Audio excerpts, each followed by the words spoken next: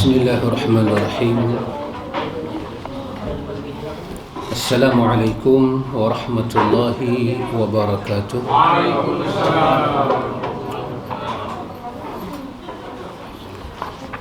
الحمد لله.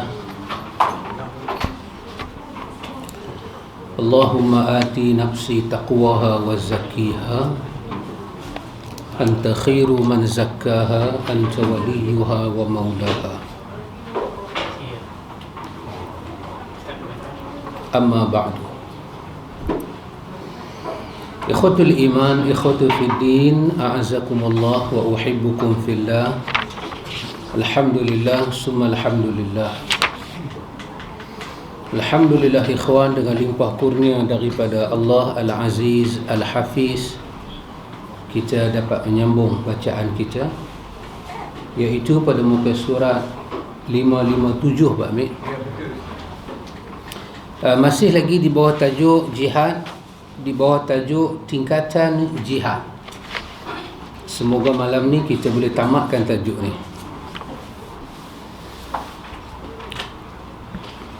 Berkenaan dengan tingkatan jihad, kata penulis, menurut Imam Ibn Qayyim Al-Jawziyah rahimahullahu ta'ala,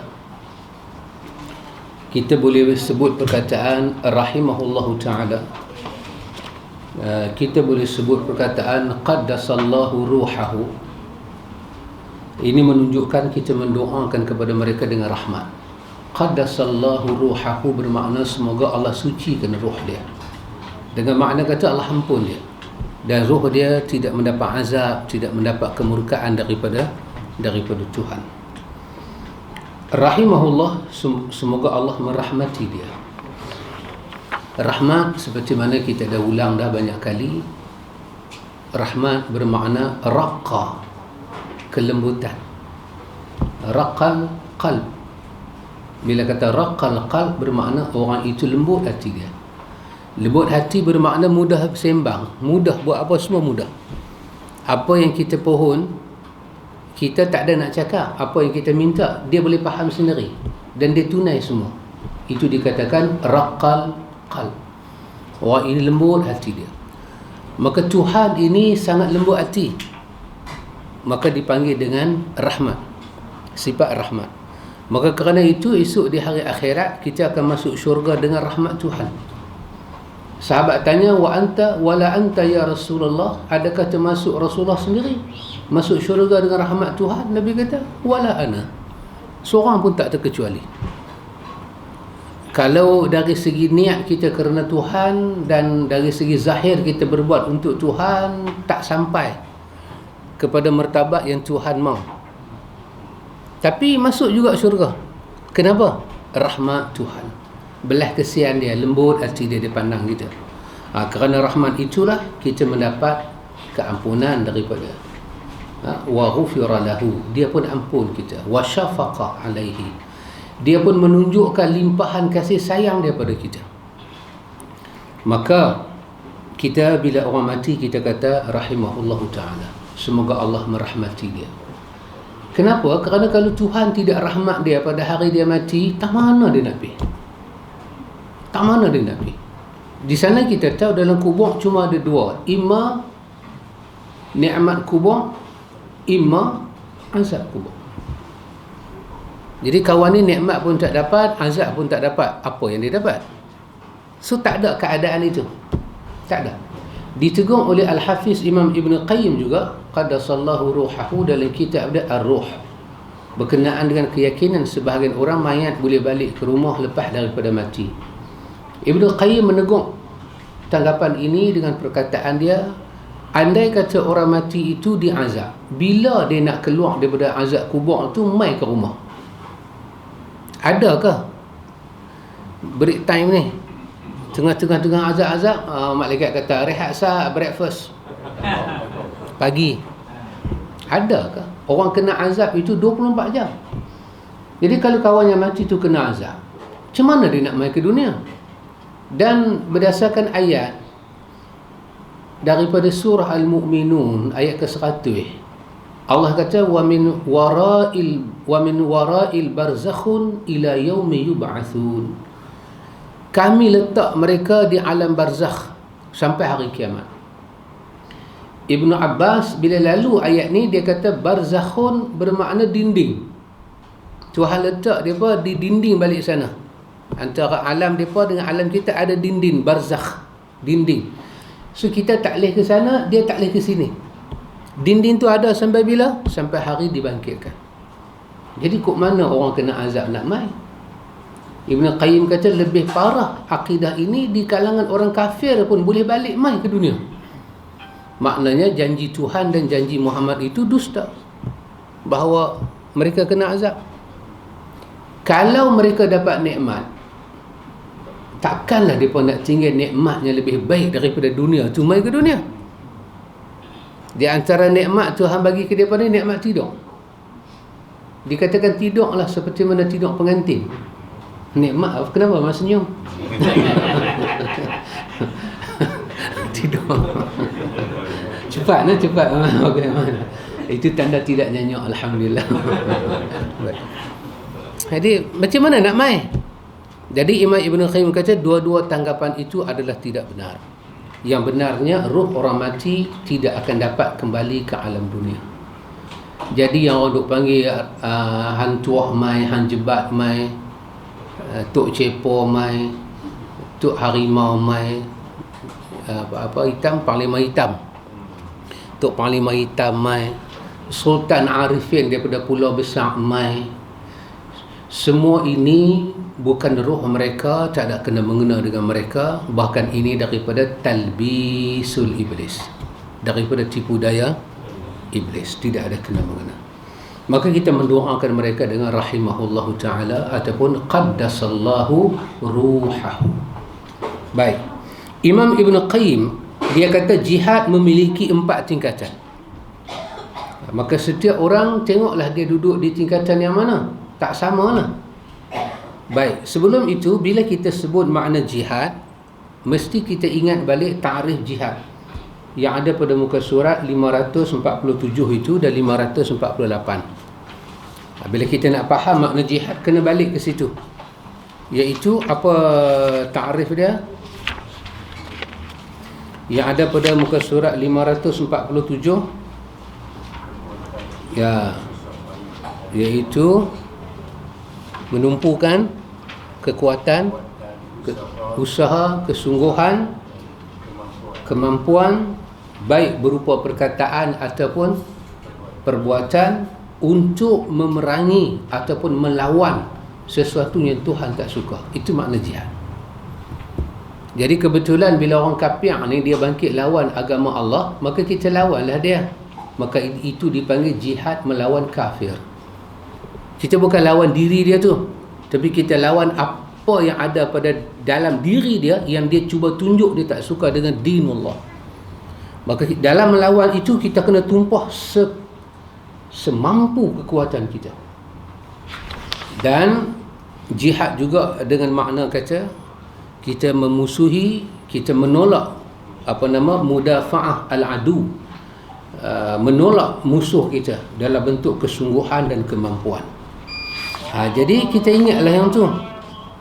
Tajuk yang kita nak baca ini, Imam Ibn Qayyim kata jihad ada 4. Satu, dia kata jihadun nafsi, jihadun nafs, iaitu jihad melawan hawa nafsu. Jihad melawan hawa nafsu ni pula ada 4 tingkatan lain. Jihad yang pertama, jihad lawan hawa nafsu. Jihad lawan hawa nafsu ni, kalau kita panggil hawa nafsu, bahasa Arab nafsun bermakna diri. Kadang-kadang dalam bahasa Arab nafas juga bermakna ruh. Lepas itu dikatakan yas'alunaka 'anil ruh. Mereka tanya tentang ruh. Maka ruh di situ juga bermakna diri. Lainlah dengan orang Melayu punya ruh ni, dia lain. Orang Melayu ruh lain, diri lain, terutama dalam Insan Kamil. Insan Kamil, buku berkenaan dengan makrifat diri, ada 3 atau 4 jilid. Dia kata roh lain, nafas lain, hati lain, jiwa lain, semangat lain. Dah sekali dia berlain. Pasal semua perkara lain, dengan dia berlain. Tak benar. Ini perkataan yang Tuhan wujudkan dalam Quran untuk menunjuk bagaimana Tuhan menyusun manusia.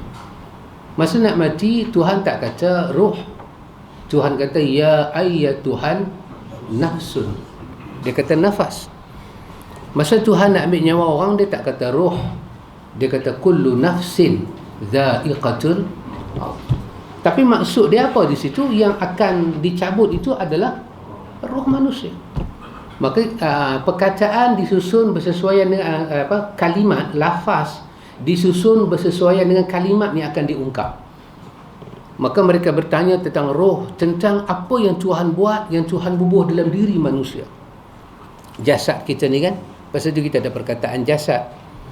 A'dha juga perkataan Arab merujuk kepada jasad, anggota-anggota yang terpisah. Tangan, telinga, kaki, hidung, jasad juga, tapi dia diguna dalam ungkapan a'dha, badan berjuzuk-juzuk daripada bid'un, bahagian-bahagian yang ada pada diri kita. Kenapa tak digunakan jasad tangan, tak disebut jasad? Sebab jasad dia merujuk satu benda yang belum dipisahkan lagi, daripada kepala sampai ke kaki. Bila disebut a'dha, dia nak sebut anggota-anggota yang ada di jasad tu. Hakikatnya jasad lah, tapi dia nak abang. Yang ni nama dia uzunun, ni nama dia ainun, ni nama dia zaknun, ni nama dia famun, ni nama dia unuqun. Dia nak abang yang tu. Dia nak abang. Dalam badan manusia ni kita nak panggil apa? Ni kita nak panggil apa?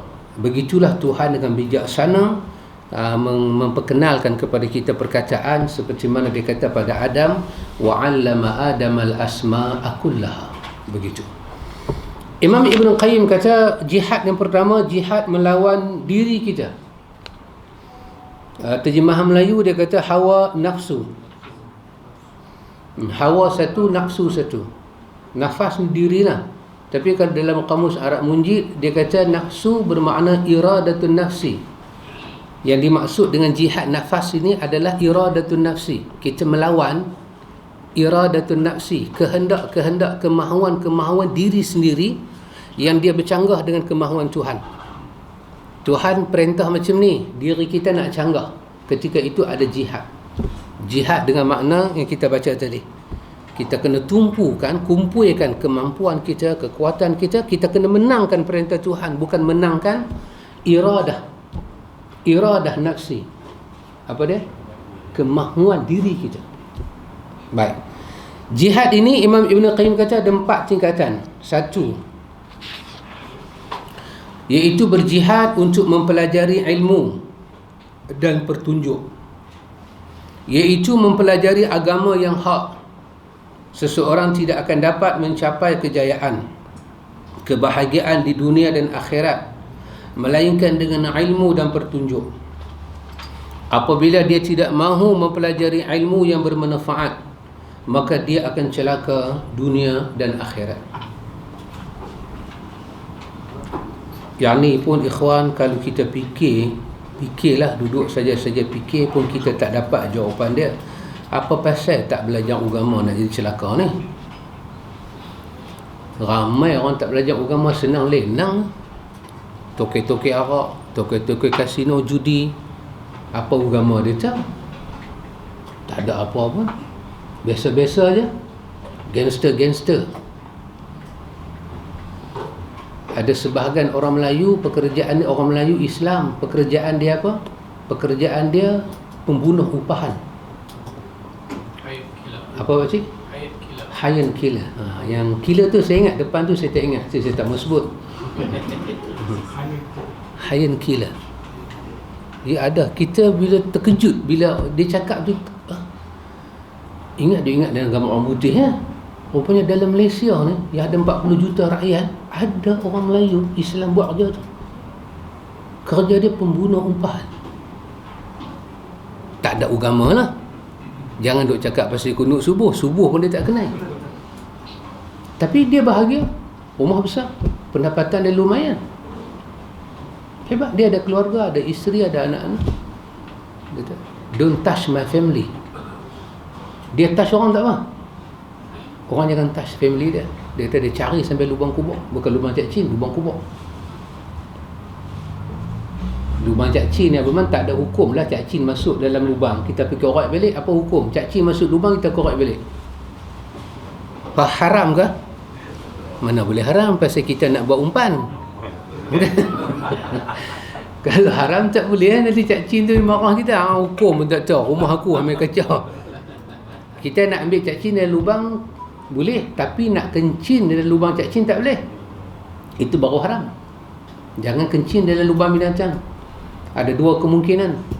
Satu, binatang tu dia agresif, dia lawan dengan kita, tempat kencing kita bengkak. Satu. Yang kedua, ataupun lubang tu lubang jin. Kita tak tahu. Dia berteduh. Nanti kita akan jumpa dalam kita punya tu. Lama tak kena sihir. Buku sihir. Lama tak belajar sihir. Dalam buku tu. Lubang-lubang hak Nabi larangkan kita kencing dalam ayat daim, ma'ud daim, ayat bertakung, lubang. Sebab bila ayat bertakung ni, binatang nak makan, kita nak angkat jurus pokok. Kadang-kadang jin minum air juga. Jin muntah ke, dia minum air ke, dia minum payau semacam. Dia tengok dia ni baru duk fire, dia naik angin. So dia balas balik. Dia balas balik tu yang tak kencing 4 hari. Kemungkinan.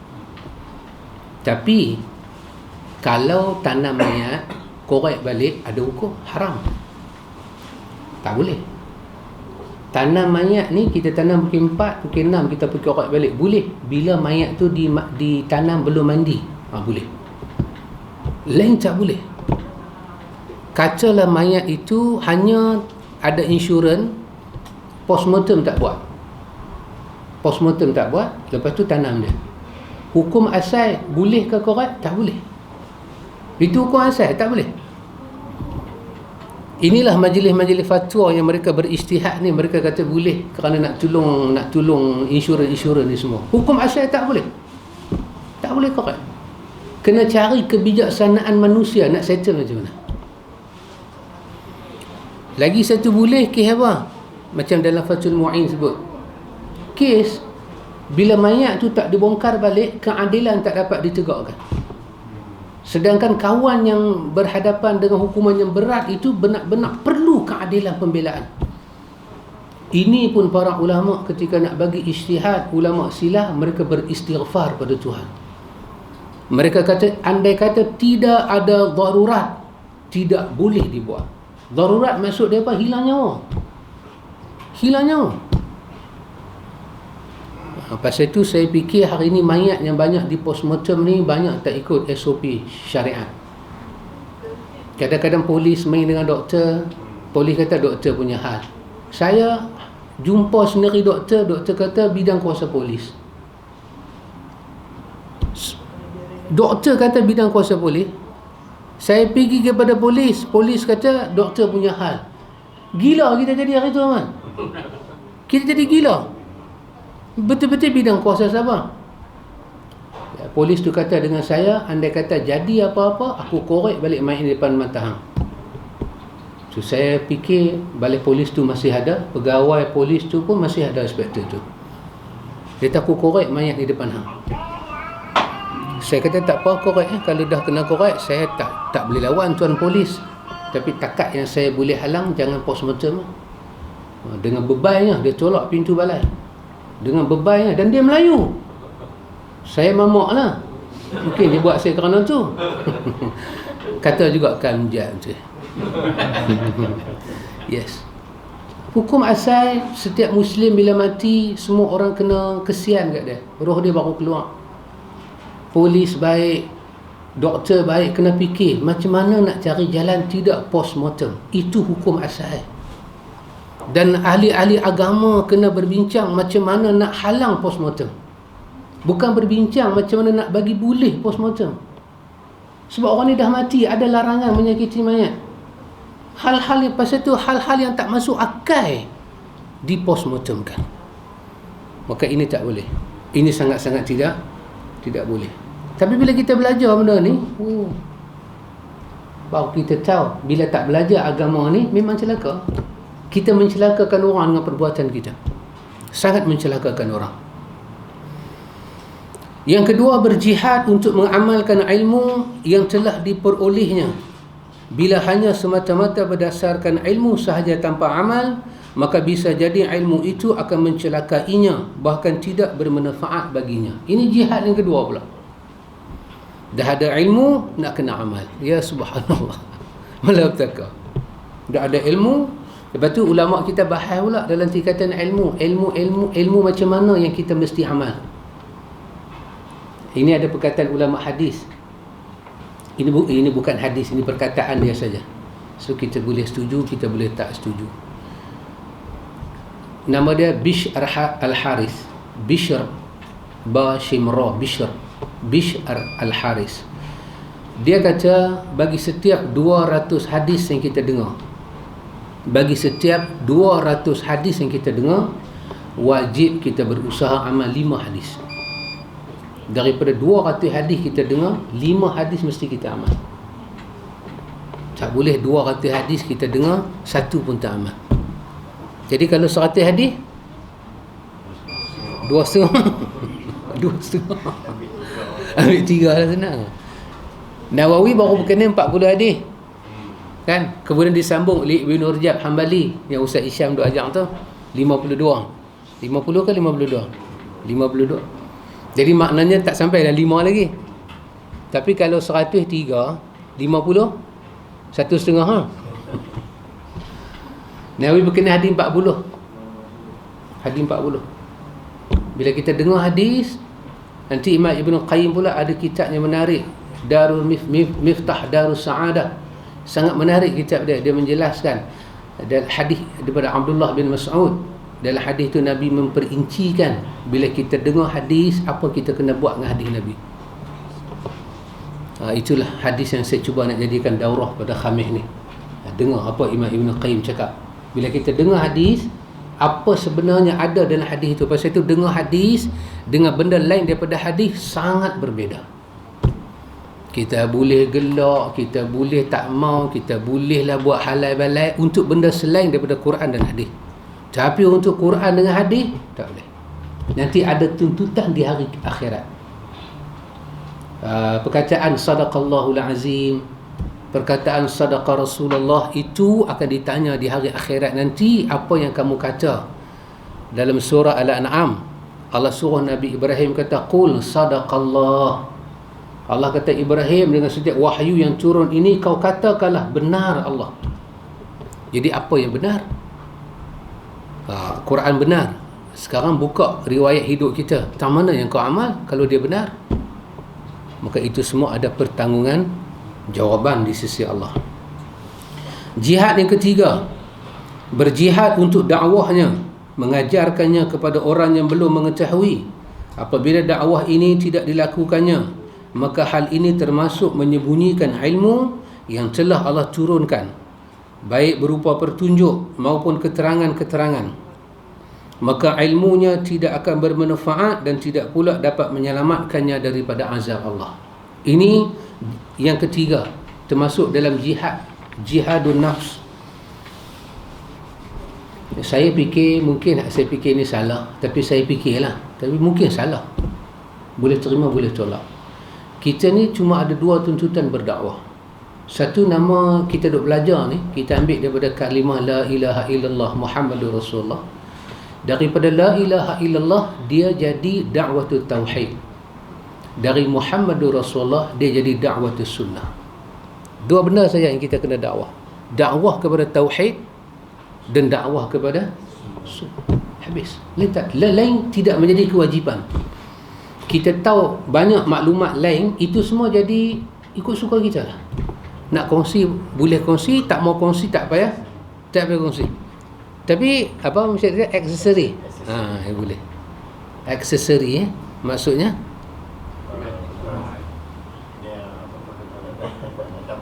tambahan saja. Okey. Tambahan.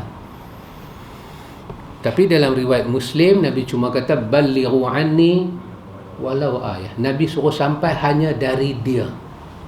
So daripada orang lain tak ada lanjutan. Kalau kita rasa bermanfaat sesuai dengan masa, keadaan, iklim, sampailah. Macam kadang-kadang kita kata Imam Ghazali kata, Imam tu kata itu semua aksesori. Kita rasa macam ada manfaat ni, ambil tak mau sebut sampai mati pun perkataan Imam Ghazali, tak ada apa-apa. Sebab balighu anni walau ayah, yang kita kena sampai. Sebab daripada Muhammad sudah cukup dipakai untuk umat, daripada dunia bertemu dengan akhirat. Satu hari ada satu orang baca doa. Dia baca doa, Rabbana atina fid dunya hasanah wa fil akhirati hasanah wa qina adzaban nar. Doa ya, ambil daripada Quran, daripada sunnah kan baca dia.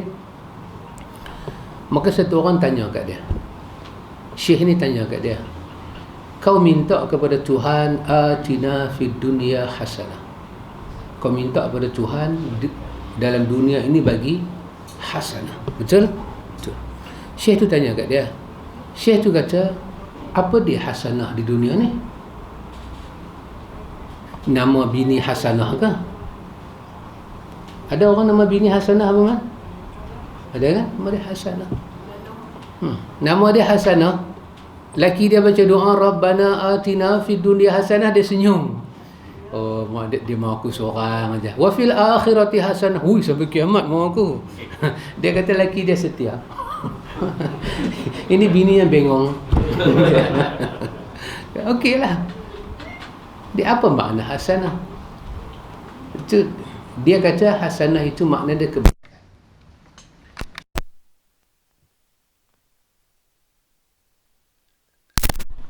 Agak-agak engkau hasanah yang Tuhan suruh minta dalam doa tu, Tuhan ada habaq tak dalam ayat lain? Apa makna hasanah? Nanti kalau kita tengok dalam ulama tafsir, hasanah tu dia tafsir macam-macam lah. Ilmu itu hasanah, rezeki itu hasanah, kesihatan itu hasanah. Tapi yang Tuhan kata, ada tak ada satu ayat lain yang Tuhan kata hasanah? Dia kata tak tahu. Syekh kata ada, iaitu dia kata pada ayat 21 daripada surah Al-Ahzab. Kita kata Rabbana atina fid dunya hasanah wa fil akhirati hasanah wa qina adzaban nar. Maka Allah jawab, sekarang aku suruh kamu minta hasanah dan aku bagi hasanah pada kamu. Apa dia? Allah kata laqad kana lakum fi rasulillahi uswatun hasanah. Muhammad adalah hasanah. Muhammad adalah uswatun hasanah liman kana yarjullah wal yaumil akhir wa dzakarallaha katsira. Bagi orang yang mengharapkan Allah dan banyak mengingati Allah, wa dzakarallaha katsira. Jadi andai kata kita hidup dalam dunia ni, kita tak tahu langsung pasal Muhammad, bermakna atina fid dunya hasanah tu dia tak tercapai. Kerana Muhammad lah datang bagi tahu jangan umpat orang, jangan zalim orang, jangan inaya orang, jangan fitnah orang. Muhammad lah. Muhammad itu rahmatan lil alamin dan hasanah fid dunya. Muhammad itu rahmat dalam alam dan Muhammad itu adalah ibu kebaikan dalam dunia. Pasal itu bila satu orang tu tak terima Muhammad, tak tahu pasal Muhammad, maka dia tak ada lah hasanah dalam dunia, walaupun dia ada sihat, walaupun dia ada itu, dia ada ini. Maka itu sangat-sangat kita kena ambil tahu. Yang keempat, berjihad untuk sabar terhadap kesulitan-kesulitan dalam dakwah di jalan Allah dan juga sabar terhadap gangguan manusia. Dia menanggung kesulitan-kesulitan dakwah itu semata-mata kerana Allah. Apabila terpenuhi keempat tingkatan tersebut, maka dia akan termasuk sebagai orang yang Rabbani. Kalau kita boleh sabar di atas semua yang kita canggung, kita termasuk di dalam orang yang Rabbani. Apa makna Rabbani? Rabbani dikatakan Tuhan. Pada surah Ali Imran, Allah kata wa kullu Rabbani. Jadi kamu hamba yang ada hubungan dengan Tuhan. Jadi Rabbani bermakna hamba yang berhubung dengan Tuhan. Maka hamba yang berhubung dengan Tuhan ini adalah tanda-tanda dia. Maka bila kita sabar kita termasuk orang Rabbani, orang yang ada hubungan dengan Tuhan. Maka para salafus salih bersepakat bahawa seseorang tidak dapat disebut sebagai seorang yang Rabbani sampai dia dapat mengetahui kebenaran, mengamalkannya dan mengajarkannya. Oleh kerana itu, orang yang berilmu mengamalkannya dan mengajarkannya, maka ia akan disanjung di sisi para malaikat Allah. Dia adalah Rabbani, berhubung dengan Tuhan. Itu kata Al-Hafiz Imam Ibn Qayyim, jihad yang pertama. Jihad yang pertama ialah, saya fikir dalam banyak-banyak jihad inilah yang paling susah. Kita nak tundukkan diri kita pada petunjuk Tuhan, yang inilah yang paling susah. Berapa kalau saya tanya balik? Apa? Dalam pelajaran kita semalam, nikmat itu ada 6 atau 7? 7 kan? Kalau nak kata 6 pun boleh, nak kata 7 pun boleh lah. Kalau kata 6, yang 7 tu kita keluarkan. Kalau kata 7, yang 7 tu kita masukkan. Nikmat itu an-na'imu. An-na'imu, nikmat itu dibaca dengan plural. Nikmat itu sab'atu asya, belegar. Belegar. Betul bahasa tu. Dia dalam kan? Dia duduk dalam situ. Nikmat itu dia belegar sekitar 7 perkara. Apa yang pertama? Islam. Siapa dapat Islam, dia dapat nikmat paling besar. Cuma ke atas dia lah nak hargai, nak apa? Nak sinarkan. Nawir, dia nak sinarkan. Satu. Yang kedua, Quran. Quran adalah nikmat.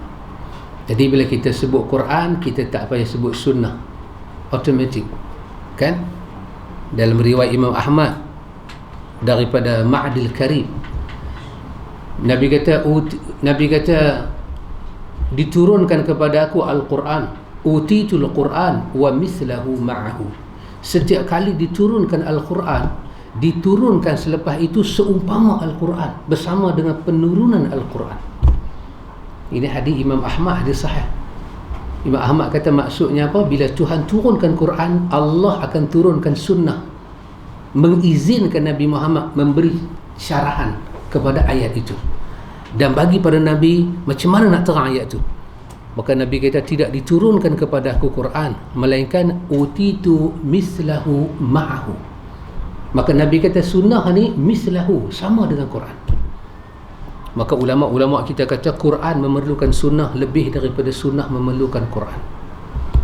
Maka diberi kepada kita nikmat yang kedua, nikmat Al-Quran. Ketiga, Muhammad. Ya, Muhammad bin Abdullah Rasulullah adalah nikmat. Nikmat Tuhan bagi, dan dia rahmat. Dia cukup nikmat. Tanpa dia kita tak tahu nak mengamalkan Quran macam mana.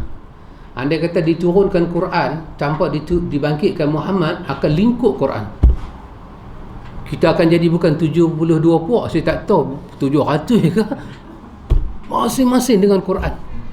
Maka Muhammad datang ajak kita, solat begini, sembahyang begini, zakat begini. Yang keempat,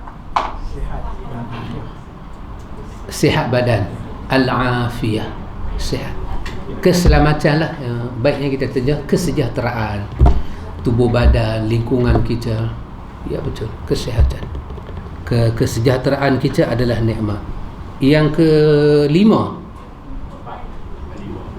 kelima, tertutup aib, as-sitru. Allah tutup aib kita. Bila Allah tutup aib kita, itu nikmat. Itu sangat-sangat nikmat, kan? Bukan kata aib kita, Abang Syarif, Pak Cik Din, bukan kata aib kita. Kita tahu aib orang pun hidup tak senang. Macam mana nak hidup, Abang Syarif? Kita nak hidup ni nak bagi salam, kan? Nak bersembang. Tiba-tiba tahu aib kawan tu. Mai satu orang dia cerita, ya, lama kawan dengan dia, hang tak tahu putih-putih perangai dia macam mana. Allah, dia ni kaki ekor. Yang serban atas kepala, kaki ekor.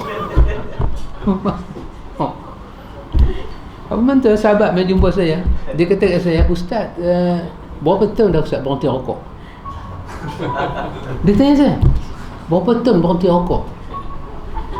Saya tengok muka dia, saya dah silap Ustaz kot. Berapa lama Ustaz berhenti rokok?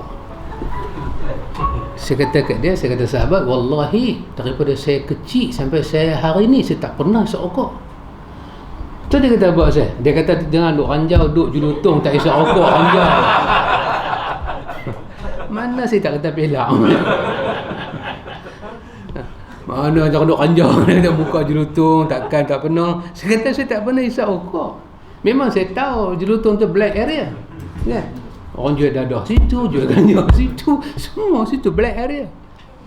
Kita demi Allah saya daripada kecil sampai besar saya tak pernah hisap sebatang rokok. Tak pernah saya rasa hisap rokok. Orang biasa buat rokok atas muka biasalah. Rokok tu nak pegang, nak pergi hisap tak pernah saya kata. Kenapa saya nak hisap? Benda rokok ni kalau buang tepi jalan anjing pun tak ambil. Anjing kan dia makan banyak benda. Ada kapten bila tengok anjing buat rokok, anjing ni, ini mana punya anjing kena apa saya tak tahu. Anjing kena roci ni. Tulang anjing makan, semua anjing makan. Rokok, filter tu anjing tak sentuh. Kenapa saya nak pergi sentuh? Tapi bila dia cakap tu depan orang, jadi orang-orang yang duduk tepi-tepi tu, "Oh, Ustaz pernah isap rokok." Kita benda tu tak benar pun, tak pernah pun.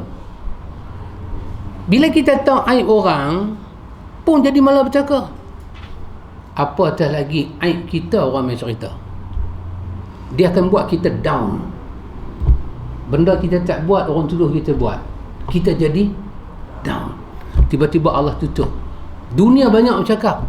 Tiba-tiba Allah tak izin dunia bercakap aib kita. Ini nikmat. Kemudian yang ketujuh, yang keenam. Ya, yang keenam, kecukupan daripada manusia. Warina 'anil nas. Allah bagi kita ni cukup. Tak perlu kita pergi minta sedekah ke orang. Tak perlu sampai peringkat itu. Rina maksudnya kaya kan? Cukup. Allah bagi pada kita ni cukup. Alhamdulillah. Ini adalah nikmat. Dan yang ketujuh, ilmu adalah nikmat. Sampai hari inilah kita duk belajar, tak habis-habis lagi kita belajar. Tak habis-habis lagi kita belajar. Dan andai kata kita habis buku ni, ada lagi buku. Jangan fikir lepas ni kita boleh buat pulut kuning, hore, dis tutup. Dah, takkan tutup. Ada lagi ilmu nak belajar. Banyak lagi ilmu yang kita kena belajar. Baik. Kata Imam Ibn Qayyim, yang kedua, jihadus syaitan, iaitu jihad melawan syaitan. Jihad jenis ini ada dua pula tingkatan dia. Yang pertama, berjihad untuk membentengi diri dari serangan syubhat dan keraguan yang dapat merosakkan iman. Yang kedua, berjihad untuk membentengi diri dari serangan keinginan-keinginan yang merosak dan syahwat. Jihad syaitan ini dia kata ada dua. Satu, syubhat. Yang kedua, syahwat. Syubhat ni maksud dia apa, ikhwan? Kesamaran. Hal-hal agama sama. Baca ayat Quran sama, tak tahu makna yang betul. Baca hadis Nabi, tak tahu makna yang betul. Itu nama dia syubhat. Syubhat dia sama, dia datang dalam bentuk yang tak betul. Yang hak tak datang dalam wajah hak, yang batil tak datang dalam wajah batil. Dia sama. Maka kita kata wala talbisu alaina, janganlah kau selubungi kami dengan kesamaran, fanadillu, kami akan sesat. Jadi bagi nampak yang hak itu adalah hak. Syahwat apa dia? Syahwat adalah keinginan-keinginan kita yang kita ikut, yang keinginan kita itu melanggar apa yang Tuhan perintah dan Nabi perintah pada kita. Itu syahwat. Jadi dua ini iblis akan guna dan kita disuruh melawan dia. Tingkatan jihadus syaitan yang pertama akan ada sesudah adanya keyakinan dan pada tingkatan yang kedua akan ada sesudahnya kesabaran. Ya ikhwan, kita dah belajar dah semua, kita yakin dah semua, tak selamat kita daripada syaitan, melainkan dia mai. Dia ragut keyakinan kita, dia nak bagi jadi syubhat. Dia ragut kesabaran kita dengan syahwat kita, keinginan-keinginan dalam hidup yang macam tu punya banyak, yang tak tahu macam mana kita nak tunaikan. Allah Al-Hafiz berfirman, وَجَعَلْنَا مِنْهُمْ أَئِمَّةً يَهْدُونَ بِأَمْرِنَا لَمَّا صَبَرُوا وَكَانُوا بِآيَاتِنَا يُوقِنُونَ. Dan kami jadikan di antara mereka itu pemimpin yang memberi petunjuk dengan perintah kami ketika mereka sabar, dan adalah mereka meyakini ayat-ayat kami. Allah mengkhabarkan bahawa kepimpinan dalam agama hanya dapat diperoleh dengan sabar dan yakin.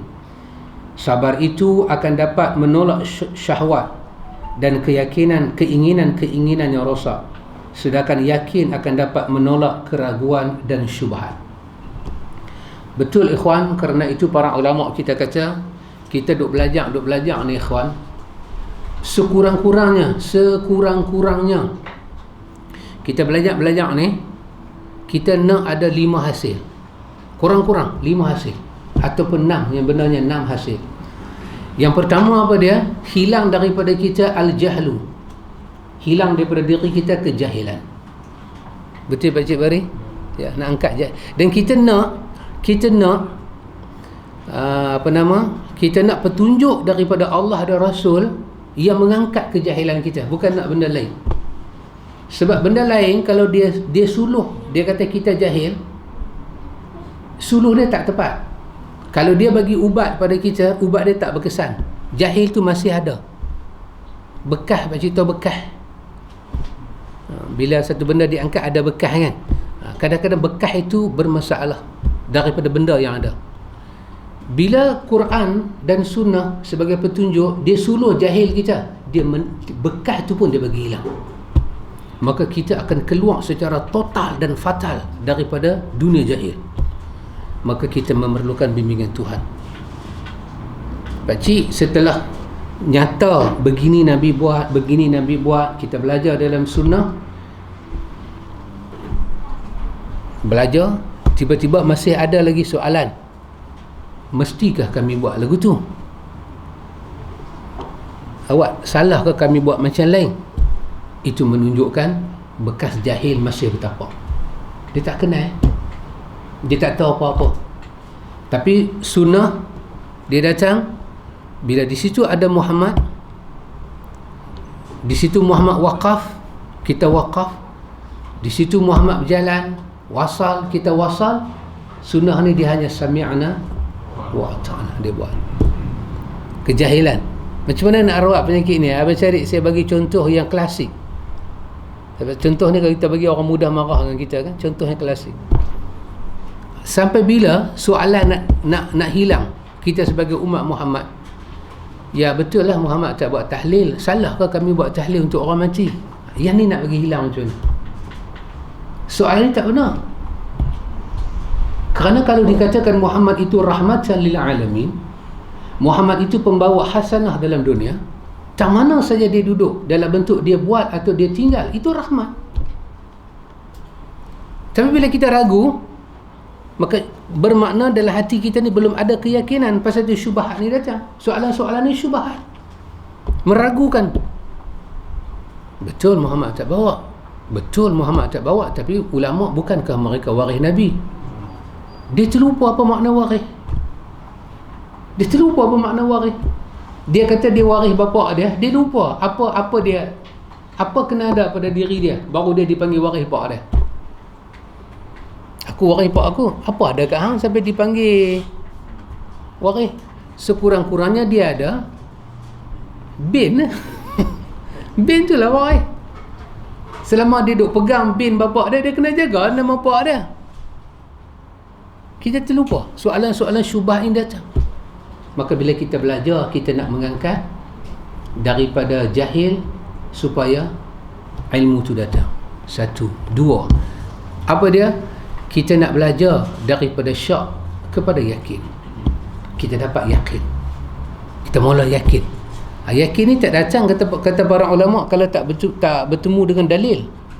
Kena jumpa dalil, kena jumpa qala Allah. Sebab qala Allah la raiba fihi, tidak ada keraguan padanya. Depan belakang tidak ada keraguan. Dia adalah hak daripada Rabbul Alamin. Dia memang tanzil, diturunkan daripada min Rabbil Alamin, tak perlu diragukan. Yang ketiga, kita belajar untuk apa? Daripada rughbah ila zuhdi, daripada tamak hidup dalam dunia, nak ambil sifat zuhud. Hidup tamak sangat-sangat. Tamak ni tak mesti kita dapat benda tu, tapi keinginan nak memiliki benda itu, dia merosakkan diri kita, akhlak kita. So kalau aku tak dapat, kenapa hang dapat? Jadi, kalau tak dapat, macam mana nak bagi orang lain pun tak dapat? Wahai dengan kawan tu tak dapat, dia tak bahagia mana pun, tapi rughbah, tamak. Macam orang politik, nasihat orang politik. Sekarang zaman Covid, jangan fikirkan politik sangat. Ucapan itu keluar daripada mulut orang politik. Macam mana ini? Orang politik beritahu pada lawan dia, ini bukan masa nak buat pilihan raya. Cuba bayang kalau dia pula tempat berbangkang, dia akan cakap benda yang sama. Kebetulan dia di tempat memerintah, sama. So apa yang awak nak ambil pada ungkapan itu? Ikhlas. Di mana datang ikhlas ini? Abang Man pun asal orang politik, betul? Pak Cik pun orang politik, kan? Tapi bila kita dah masuk belajar sunnah ni, baru kita tahu beza sunnah dengan politik ni apa. Memang dalam sunnah ni ada siasah, pentadbiran, tapi pentadbiran sunnah ni dia lain. Bila ada sahabat dilucutkan jawatan dalam perang, dia tak merosakkan peperangan tu, tak rosak, peperangan boleh berjalan. Kita bila dilucutkan Aman, Allah, kita akan buat rosak. How dare you all, hampa boleh buat aku seolah-olah orang lain tak pernah berjasa, kita seorang je berjasa. Inilah masalah kita, kan? Jadi susah itu nak diambil. Jadi yang keempat kita belajar ni untuk apa, ikhwan? Minar riya ilal ikhlas. Nak buang sifat riya, nak dapat sifat ikhlas. Kerana ikhlas penjaga ibadat, dia jaga ibadat kita. Kita belajar ni nak ambil apa, ikhwan? Kita nak ambil daripada al-adawah ila nasihah, daripada bermusuh kepada bagi nasihat. Kita di mana pun Pak Cik Din akan ada apa, sikit-sikit tu akan ada. Tapi itu bukan sebab suatu ukhuwah itu akan lebur. Maka dia bertukar daripada kalam-kalam adawah. Kalam adawah ni kalam apa? Kalam-kalam yang menyemarakkan permusuhan, kepada kalam nasihah, nasihat, menasihat. Sabar itu kalam nasihat. Istiqamah tu kalam nasihat. Kita kata hidup ni ujian. Hidup ni adalah ujian. Gula saya fikir gula tak pernah ada gula buat orang. Gula buat orang pernah? Gula buat orang. Gula tak pernah buat orang. Tapi gula selalu jadi mangsa keadaan. Dia kena kacau. Dia kena kacau mesti gula. Duduk dia mau kacau dia. Garam. Dia sedar diri dia masih. Orang mencubit dia. Secubit garam. Apalah dia buat. Tapi yang buat tu semua manusia. Betul? Kalau kita kata gula itu adalah pembunuh pertama, bukan gula main bunuh kita. Kita pergi ambil dia. Dia duduk situ lah. Kita yang tak puas bila kita rasa tak manis. Apa benda tawak bagi aku ke darah. Ambil tambah. Kurang lagi, tambah lagi. Gula duduk situ lah. Gula orang sudu dia, kacau dia lagi. Larut dia dalam ayam, orang minum kencing manis, pergi jumpa doktor. Pasal apa? Gula lebih. Gula kena. Gula kena bagi. Gula lebih. Pasal apa? Kecil mana tak tolak gula lebih dalam badan. Gula masuk kat mana dalam badan hang? Hang yang pergi ambil dia, hang pergi kacau dia. Lepas tu hang marah dia. Memanglah kalau dah gula lebih, manis lah. Kita harap lebih gula masin. Lepas tu lebih garam manis. Mana boleh? Lebih garam masin lah. Lebih gula manis. Janganlah marah, yang bagi lebih tu kita. Maka pasal itu bukan kita ubah gula, ubah kita. Ubah kita. Ubah minda kita, ubah akal kita, ubah kita. Maka kita nak belajar daripada adawah, daripada bermusuh, ayat-ayat musuh, kepada ayat-ayat apa? Ayat-ayat nasihat. Nasihat menasihati sama kita. Itu di antara benda kita nak ambil daripada kita belajar. Maka di sini Allah kata dalam ayat Sajadah ayat 24, Allah jadikan kepimpinan itu dalam kesabaran dan keyakinan. Bukan yakin dengan parti kita, bukan yakin dengan majoriti yang kita ada, tapi yakin dengan wahyu ilahi. Dan kita percaya Allah akan tolong kita, dan yakin dengan doa. Kita kena ajak rakyat kita, pemimpin kena ajak semua hari-hari berdoa untuk negara. Kecil. Ada satu benda yang baik dalam sunnah ni, dia ajak kita lepas sembahyang wirid sendiri, lepas sembahyang baca doa sendiri. Kenapa? Sebab sendiri-sendiri ni dia mendidik kita punya ikhlas, minta ke Tuhan. Dia tak datang dalam bentuk perintah. Saya fikir kalau Nabi nak memerintahkan kita, sudah cukup buat kita cemas. Sehari semalam 5 waktu perintah sembahyang. Kalau tak sembahyang berdosa. Puasa Ramadan, kalau tak puasa berdosa. Cukup duit, boleh pergi semua sihat, elok haji, tak pergi berdosa. Tapi mai dalam bab doa dan berzikir, tak ada satu perintah Tuhan bersifat wajib pada kita. Semuanya anjuran. Kenapa? Manusia kena berhubung dengan Tuhan daripada jiwa dia. Sekarang negara kita susah, Covid. Pemimpin mula duk bincang, adakah kita ni masa ke semasa akan pergi sampai darurat? Beberapa negeri dah darurat. Adakah itu akan berkembang satu negeri ke satu negeri? Okay? Maka sebahagian negeri mereka mencadangkan sembahyang hajat lah, baca kunut nazilah lah, kan? Sembahyang hajat, lepas sembahyang jemaah buat sembahyang 2 rakaat hajat, macam baru ni. Kita Penang dah start dah. Tapi dalam negara ni tidak ada semangat daripada para ulama dan para pemimpin menyuruh rakyat hari-hari mendoakan negara ini. Bukan dengan kunut nazilah. Kunut nazilah ni kalau dia keluar, dia jadi satu order. Tak, hari-hari kesedaran rakyat. Yang susah kita, yang tak aman kita. Kita berbeza kalau rakyat susah dengan pemimpin. Pemimpin dia bercakap sama dia senang situ.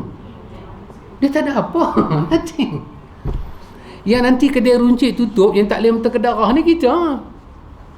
Kalau kedai mamak tutup, siapa susah? Saya lah susah memang, pasal kita memang ni kaki lepak. Lepas gula kita pergi minum teh, tak tutup. Iyalah, bolehlah balik suruh mem kita buat teh. Mem kita buat teh tak sama dengan mamak buat. Bukan tak sedap, dia buat sedap, tapi ada benda tak kena. Pasal suasana kalang kabut tak ada, tak tengok muka mamak tu, muka mamak dia tak tengok tu, dia tak bagi kita punya aroma, kan?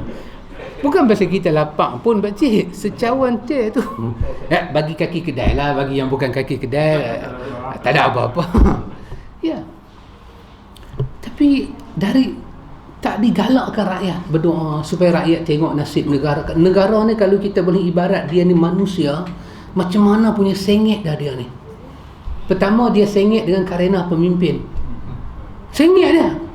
Kedua, dia sengit dengan ujian Tuhan nama ni, dia tanggung, sengit dia. Kita sebagai rakyat ikhlas daripada diri kita, doa negara kita. Pasal tu orang dulu 500 tahun mereka lawan penjajah. Sebelum tahun 57 pemimpin kita nak pergi ke London ambil kemerdekaan, sebelum nak sampai 57, buku sejarah SPM kata hampir 500 tahun Melayu bertarung dengan penjajah. termasuk daripada zaman Tok Janggut, zaman Tok Kupalo, Linggi, Mat Kilau. Mereka ni lawan, siapa pun tak iktiraf mereka sebagai apa-apa.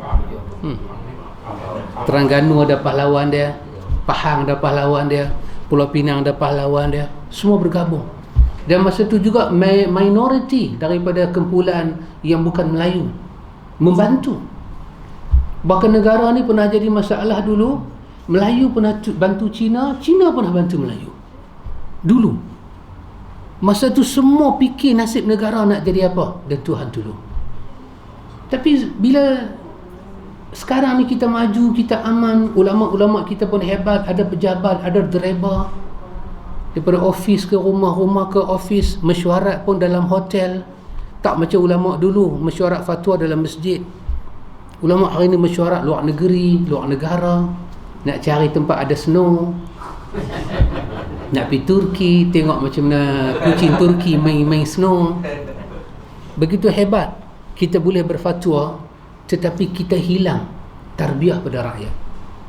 Rakyat tak diasuh berdoa, sayang. Kita dipaksa berdoa hari Jumaat. Tak lagi sebut nama orang besar tu, sebut nama orang besar ni, kadang-kadang kita lena. Tak ada. Dan kita pun tak melihat doa-doa daripada orang besar-besar untuk negara. Tak ada. Keamanan negara, kesejahteraan negara. Dan kita tak nampak pun kesungguhan pemimpin kita memohon kepada Tuhan. Tak ada apa-apa. Dah mereka tahu Sabah kena, dia pun nak buat pula pilihan raya Sarawak. Tu tengok, idea tu main daripada siapa? Bukan main daripada Apek Beca, bukan main daripada kawan Jaya Cendai, bukan main daripada kawan di bawah. Idea tu datang daripada rumpun yang sama. Yang Quran kata 24 ini dalam sejadah, mereka tak ada sabar, mereka tak ada yakin dengan Tuhan. Lepas itu Tuhan biarkan benda ni sampai nak dapat seorang pemimpin. Bukan menegur dengan pantun. Pantun tak ada apa. Kerana orang berpantun pun masalah juga. Kita nak teguran.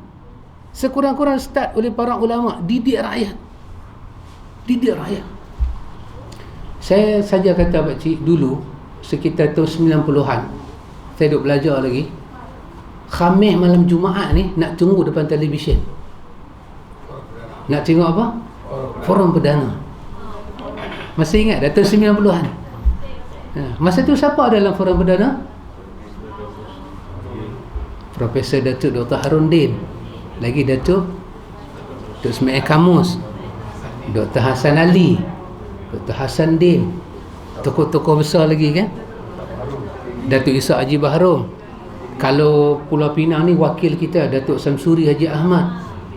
Masa mereka ni masuk televisyen Khamis malam Jumaat ni, boleh kata rating dia tinggi.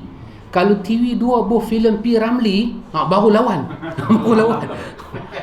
Forum Perdana boleh turun sikit. Kalau P. Ramlee tu kurang sikit, Forum Perdana pergi sampai 1 juta lebih orang saksi. Dan rasanya hidup ketika itu, apa yang keluar daripada televisyen diamalkan oleh rakyat.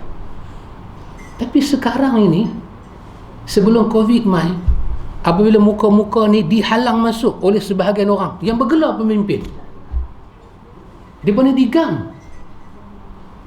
Pada hari dia pun dimasuk, seolah-olah Forum Perdana ni kena sumpah. Tak hidup sampai lah. Bukan kata tak hidup, tak tahu pun ada Forum Perdana lagi. Dia ingat malam jemaah orang pakai buat tahlil lah. Itu pun pemimpin tak boleh nampak. Macam mana nak angkat balik kehidupan. Di kalangan ustaz, busuk hati, pesan, jangan panggil ustaz ni, jangan panggil, berebut nak masuk situ, berebut, sanggup khianat ustaz sendiri. Kita tak mendidik mereka berdoa pada Tuhan. Kita susah sekarang ni, negara kita susah, ekonomi kita susah, pentadbiran kita susah, semua susah. Tapi tak ada satu televisyen ke, radio ke, surat khabar ke, channel-channel yang ada yang orang boleh tengok. Kita bercakap dalam YouTube ni, bukan semua orang tengok, tapi channel-channel rasmi ni tak tunjuk pun satu semangat benak-benak memohon, merayu ke Tuhan. Dari segi menyusun balik rancangan televisyen, sekarang dipimpin oleh orang baik-baik. Semua dia orang baik-baik sekarang ni, berbanding yang lepas-lepas. Pemimpin sekarang lebih baiklah dikatakan, saya ambil perkataan orang lah, berbanding pemimpin yang baru berakhir, dia pandai tak baik, dia pandai gadai negara. Sekarang ni tak gadai, nak tebui. Kenapa tak ubah? Rancangan-rancangan hiburan diubah kepada lebih mendekat kepada Tuhan. Doa, memohon, merayu, ajak rakyat minta kepada Tuhan, minta sungguh kepada Tuhan ni. Hatta negara-negara yang, negeri-negeri yang dah start sekat ni, dalam negeri itu sendiri, apakah rancangan-rancangan diberi pada rakyat supaya mereka minta pada Tuhan, berdoa pada Tuhan, minta hanya Tuhan saja yang boleh tolong kita. Inilah masalah kita, ikhwan. Pada bab jihad melawan syaitan ini, syaitan tak benarkan kita berhubung dengan Tuhan, dia tak benarkan kita jadi Rabbani, dia tak benar. Yang keempat, kata Ibn Qayyim, jihadul kufar wal munafiqin, jihad melawan orang kafir dan munafik. Pada jihad ini terdapat 4 tingkatan. 1, jihad dengan hati. 2, jihad dengan lisan. 3, jihad dengan harta. 4, jihad dengan jiwa. Jihad kufar, jihad melawan orang kafir, lebih khusus konteksnya dilakukan dengan tangan, yakni dengan kekuatan. Sedangkan jihad munafiqin, melawan munafik, lebih khusus konteksnya dilakukan dengan kekuatan lisan. Allah Ta'ala berfirman, Ya ayyuhan nabiyyu jahidil kuffara wal munafiqina waghluz alaihim wa ma'wahum jahannam wa bi'sal masir. Wahai Nabi, berjihadlah melawan orang-orang kafir dan orang-orang munafik itu, dan bersikap keraslah terhadap mereka. Tempat mereka adalah neraka Jahannam, dan itulah seburuk-buruk tempat kembali. Ini dengan orang munafik, kerana dia orang Islam, kita banyak jihad dengan hujah. Dengan orang kafir, kufar, bila mereka berjihad dengan kita, kita lebih berjihad dengan kekuatan di medan pertempuran. Kata Imam Ibn Qayyim, jihad keempat, jihad arbabuz zulmi wal bid'ah wal munkarat, jihad melawan tokoh-tokoh yang zalim, pelaku bid'ah dan kemungkaran.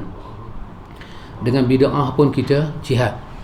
Arbab, tokoh-tokoh, maksud tokoh di sini yang mula-mula akal bid'ah tu mai pada dia, bukannya amal-amal ni. Zaman-zaman dulu kan, dia yang mula-mula buat hadis palsu, dia yang reka amalan ni, yang tu lawan dia. Pada jihad ini ada 3 tingkatan. Jihad dengan tangan apabila sanggup. 2, apabila tidak sanggup maka dengan lisan. 3, apabila tidak sanggup dengan hati. Demikianlah 13 tingkatan dari jihad. Rasulullah sallallahu alaihi wasallam bersabda, "Man mata wa lam yaghzu wa lam yuhaddits bihi nafsahu mata ala syu'batin min nifaq." Barang siapa meninggal dunia sedang dia tidak pernah ikut berperang, dan dia juga tidak terdetik dalam benaknya untuk berperang, maka matinya termasuk satu cabang kemunafikan. Bila kita tengok benda zalim, kita tengok benda bid'ah, tak ada hati nak lawan. Senang yang punya pasal tak ada hati nak lawan, tak ada hati, maka bila mati satu cabang daripada keikapan munafik. Dahsyat lah tengok bid'ah ni. Bid'ah ni tak ada yang baik, dan bid'ah tak ada yang hasanah. Bid'ah dalam ibadat tak ada yang baik, bid'ah dalam ibadat tak ada yang hasanah, semuanya dhalalah. Bid'ah hasanah ni cuma ada dalam dunia je. Reta lah, cari ubat lah, fikir lah, teknologi itu semua yang baik-baik, yang tak bercanggah dengan nasyarak. Dalam ibadat tidak diperlukan bid'ah, walaupun sedikit mana sekalipun. Jihad harus dilakukan bersama ulil amri, baik ulil amri itu baik ataupun jahat. Ini kelebihan pemimpin. Bila kita nak berjihad mewakili sebuah negara, negara itu ada pemimpin, maka dia mesti mendapat isyarat persetujuan dari pemimpin. So pemimpin ulil amri ni ada 2, sama ada dia ulama ataupun dia umara. Dua-dua ni boleh jadi ulil amri. Allah kata ati'u Allah wa ati'u Rasul wa ulil amri minkum. Ya. Kalau kita ada pemimpin yang A sampai Z tak tahu ekor kepala pasal agama, Maka ketika itu ulil amri kita adalah ulama. Kita kena dengar cakap ulama. Ulama kata apa? Ulama-ulama ni bukan ulama yang benar-benar ulama. Saya fikir dalam Malaysia pun kita boleh saring banyaklah tokoh-tokoh agama, tapi yang kita nak pegang, kita nak rasa aman pegang cakap dia, kita pun mula dah memilih. Dalam government ada, dalam parti ada, yang bukan government ada, yang tak sunnah pun ada, yang sunnah pun ada. Hatta dalam sunnah pun kita nak pegang pun kita fikir juga, geng mana kita nak pegang. Dia sepatutnya tak jadi lagu tu. Pasal kita pegang sunnah, kita kena sama. Tapi pasal apa jadi lagu tu pun tak dapat dipikirkan. Pembahagian jihad. Jihad melawan orang kafir dibahagi menjadi dua.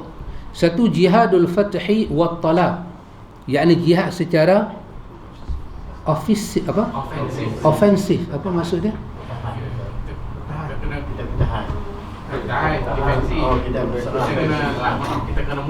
Kita yang memulakan. Jihadul fatah. Jihadul fatah bermakna kita yang membuka. Kita yang pergi membuka. Baik, yang pertama, jihad ini memerlukan terpenuhinya syarat-syarat syar'iyah, syarat-syarat yang telah ditentukan oleh syariat Islam sebagai berikut. Satu, adanya seorang imam, pemimpin. Yang kedua, adanya daulah sebuah negara. Ketiga, adanya ar-ra'iyah. Adanya ar-ra'iyah, yakni bendera jihad. Yang kedua, jihadud difa', jihad defensif, pembelaan terhadap sebuah negara. Yang inilah yang gambar yang Nabi buat dalam Badar. Nabi start pi buat pembukaan. Nah, pergi. Jihadud difa', tunggu orang mai tempat kita dan kita bertahan. Kita tak serang dia. Tunggu dia buat sesuatu, kita bertindak. Jihad ini hukumnya fardu ain atas seluruh penduduk negeri yang diserang oleh musuh. Jika penduduk negeri tersebut lemah, maka mereka harus dibantu oleh penduduk negeri tetangga yang terdekat, iaitu negara Islam jugalah. Kalau negara sebelah kita kafir, dia tak tolonglah. Jihad syar'i harus memiliki persiapan syar'i, dan persiapan itu terbahagi menjadi dua. Satu, persiapan pembinaan keimanan hingga umat dapat menegakkan hakikat ibadat kepada Allah, melatih jiwa mereka di atas kitab Allah, mensucikan hati mereka di atas sunnah Nabi, sehingga mereka dapat menolong agama Allah dan syariatnya. Yang ni tarbiyah awal untuk orang-orang yang melakukan jihad. Hal tersebut sesuai dengan firman Allah, wala yansurannallahu man yansuruh, dan sungguh Allah pasti menolong siapa yang menolong agamanya. Tengok di sini duk belajar kelas bahasa Arab kan? Berhenti dah, pelan sikit. Allah guna perkataan wala yansurannallahu man yansuruh. Pasti, lam tu lam taukid. Allah kata dan pasti Allah Ta'ala akan turun, Allah Ta'ala akan tolong orang yang tolong dia. Allah sebut apa di sini? Satu, kepastian dengan nun taukid, dengan lam taukid, penegasan, pasti berlaku, benda ni jangan diragukan. Dua, Allah guna perkataan siapa yang tolong dia.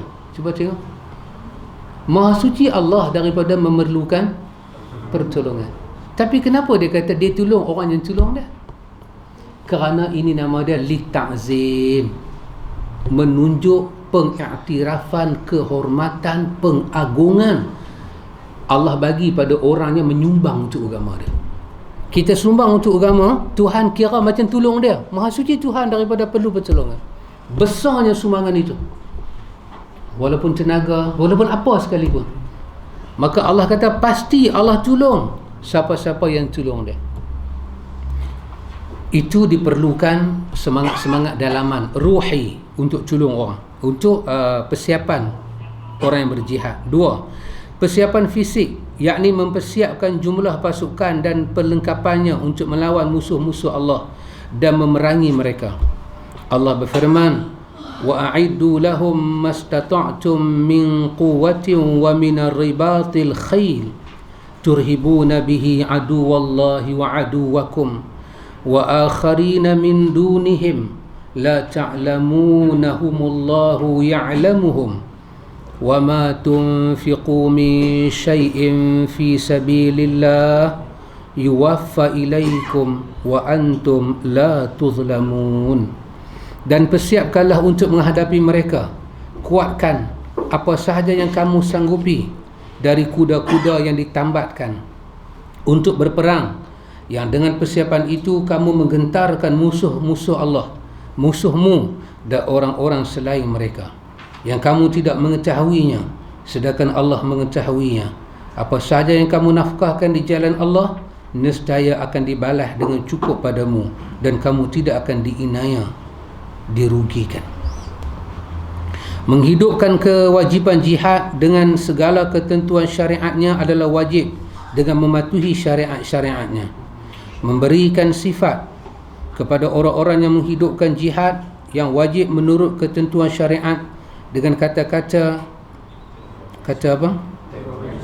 Terorisme adalah kesalahan yang besar. Fitnah, tuduhan yang tidak benar, dan kesalahan yang fatal serta kebodohan yang sangat. Ni dia kata siapa bagi tahu orang berjuang jihad ni teroris, orang tu cukup bodoh yang fatal. Bahkan boleh panggil ahmaq. Johan segala kebodohan.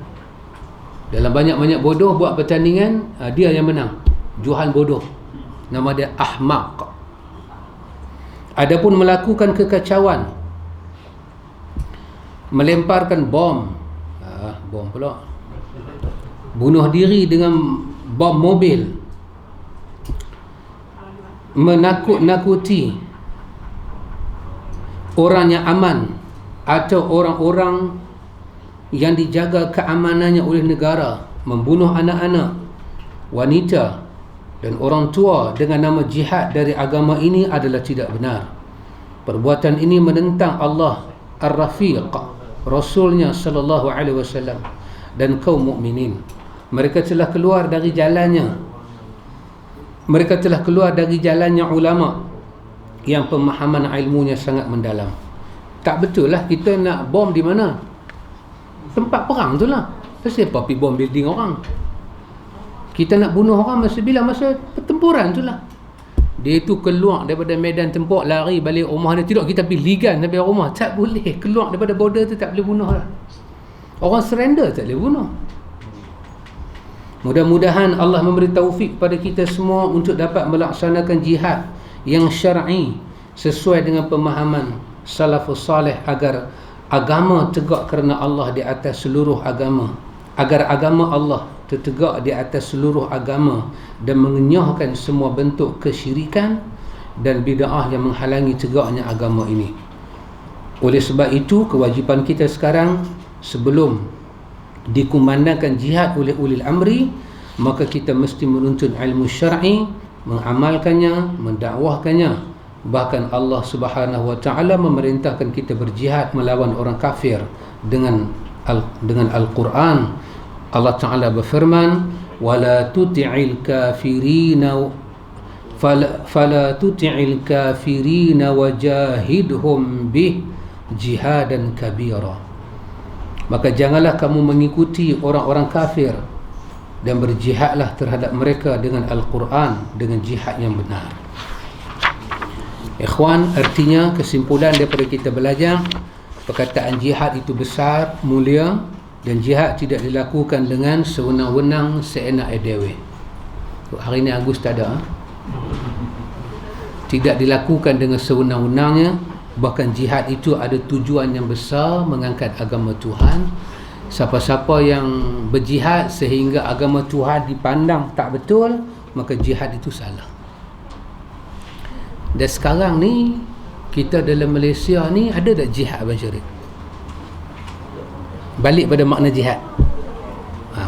Kita bila orang tanya di Malaysia ni ada jihad ke tak, bila orang tanya soalan tu, sebelum kita jawab, balik ta'rif dia. Balik pada ta'rif. Nak jawab soalan, balik pada ta'rif. Kita jangan kata ada, nanti soalan tu perangkap kita. Jangan kata ada, nanti dia nak perangkap. Kita balik pada ta'arif, iaitu mengumpulkan, memadukan semua kesungguhan kita menentang benda-benda yang Tuhan tak suka. Itu adalah jihad. Maka kita kata ada secara makna, secara bahasa. Maka sekarang dia punya jihad apa dia?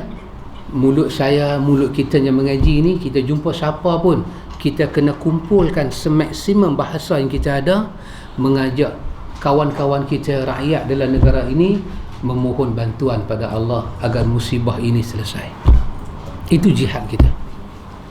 Dan kita tak usah terlibatlah dengan jihad mereka nak pilihan raya ni. Semua ni nama pilihan raya bodoh.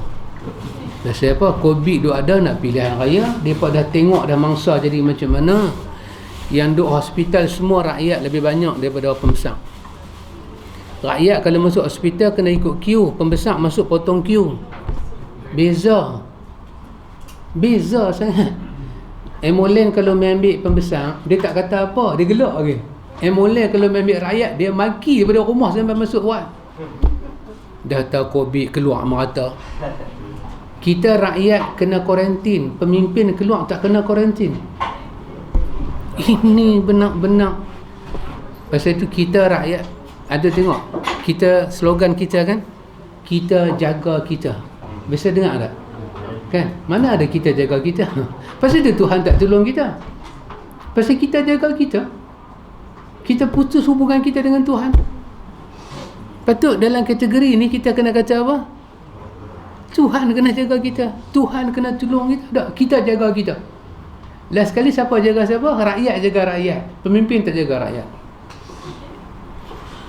Saya suka nak kata, pasal Pak Haji pakai serban nak kata. Saya nak kata, saya pergi hospital. Ada 2 hospital yang saya masuk. Satu hospital apa tu? Yang atas bukit. Mount Mariam Hospital. Tentok Kong sana kan. Satu. Lagi satu saya masuk American Hospital. Adventist saya masuk. 2. Masuk hospital, bukan saya sakit, tidak. Pak Haji tak sakit, Pak Haji sihat. Kak Noh bagi ubat dah tadi sihat. Masuk hospital ni, kalau hospital terbukit tu, atas tu dia buat gambar tokong perempuan pakai tudung baby kan. Dalam tu penuh dengan ucapan-ucapan kata mereka lah Nabi Isa lah, dia panggil Jesus. Ya. Juga hospital Adventist ni, saya masuk dalam ward dia, sampai dalam ward pun dia ada. Itu adalah hospital yang disponsor oleh orang-orang yang beragama Kristian. Dia ada semua benda ni, dan kita pun tak boleh nak petikai. Kita kata okey lah. Tapi yang saya kelirukan adalah hospital based on government. Why tak ada benda ni? Kalimah Allah satu tak ada. Ucapan-ucapan Tuhan tak ada. Based on government. Jangan lupa, agama rasmi, agama negara ini adalah Islam. Dan agama ini di atas Raja Melayu dan Parlimen apa berparlimen? Raja berperlembagaan. Parlimen apa? Constitutional Monarchy. Apa itu? Raja berperlembagaan. Parlimen apa? Bukan. Demokrasi berparlimen. Raja berperlembagaan. Daripada Raja Agung Raja Melayu, semuanya beragama Islam dan orang Melayu. Daripada doktor pengarah besar HKL pun orang Melayu. Tapi tak ada satukah kalimah di hospital sebesar ni yang mewakili negara, kalimah-kalimah macam ni? Tak ada kah masuk bismillah, kami berusaha, Allah yang menyembuhkan? Kita masuk hospital Sebak tadi, penuh kalimah ni. Terutama dalam Covid. Kami berusaha, tapi kepada Allah kita berdoa supaya Covid hilang. Menteri Agama pun ustaz. Bila senario ni nak hilang? Ini adalah tarbiyah hari-hari. Siapa nak start benda ni? Pemimpin. Saya tak boleh start. Kalau saya ada klinik sendiri, satu hari kita ada dis klinik. Mana tu kita sewa bawah ni, kita cari apa, dulu duk mas sini doktor apa? Ada Dr. Kasih hak perempuan tu seorang. Dr. Narima. Yang bagi tu. Kita ada Dr. Narima kan, Dr. Narima di klinik Azhar. Kumpul doktor-doktor kita cari siapa yang reti beli ubat-ubat ni semua. Kita di bawah ni kita ada klinik this based on charity. Charity bukan ambil ubat free, tutup klinik kita. Maksudnya charity lah. Kita bagi masa tu kita boleh buat bahagian kita. Kita bukan nak apa-apa, cuma nak bagi tahu pada orang-orang sakit, manusia, Tuhan ada. Tuhan pemilik segala-gala. Tapi kalau ini tak boleh keluar daripada pemimpin, daripada orang yang jaga ubat, kan? Kita pergi hospital pun kita tak dengar bismillah, kita tak dengar itu. Subhanallah. Pasal dulu di Tanjung ada satu klinik bersalin, nama dia Muslimah. Lah tak ada dah. Macam pau. Doktor tu best, doktor tu. Nama dia Dr. Rosnah. Doktor sekecil-kecil macam Siti Salwa dia. Kecil-kecil lebih kurang. Bismillah, dia pegang pesakit, dia bismillah. So kita dengar, kita rasa leganya. Bismillah dia pegang. Allahumma salli ala Muhammad. Walaupun bukan di situ tempat selawat. Tak apalah. Based on kita rasa suasana tu pakcik. Kita tengok-tengok Allah penyembuh, Allah Ar-Razak, Allah Syafi, Allah ni menurunkan ubat. Nabi sebut berubatlah. Tak hilang penyakit melainkan dengan izin Allah. Dia lekat benda ni semua dalam wak-wak dia. Masya Allah, kita masuk, kita rasa dekat dengan Tuhan. Kita pergi HKL tak ada, kita pergi GH Pulau Pinang tak ada. Yang ada muka masam, pening, sakit. Tak katalah doktor pun nak kena rutin dengan pesakit. Pesakit mai tak keluar, semua masuk pula banyak. Doktor dia seorang nak jaga sampai beratus orang, berubah muka dia jadi ham. Mai muka hijau dia. Ya. Dekat doktor pun tak ada siapa nak pergi kata sabar doktor. Ujian Allah, sabar doktor. Kita pun lama tak jumpa Dr. Nasim. Kalau jumpa boleh habaq juga Dr. Nasim. Tolonglah, kita sama-sama rawat. Allah itu penyembuh. Maka kena ubah. Bukan kita jaga kita, kita tak mampu jaga kita, Tuhan yang jaga kita. Inilah dakwah besar kita pakcik. Dakwah tauhid. Inilah jihad besar kita. Pita mana pun kena bagi kita benda ni. Wallahu ta'ala a'lam. Lepas ni kita masuk tajuk baru, agama adalah nasihat. Subhanakallahumma wa bihamdika, asyhadu an la ilaha illa anta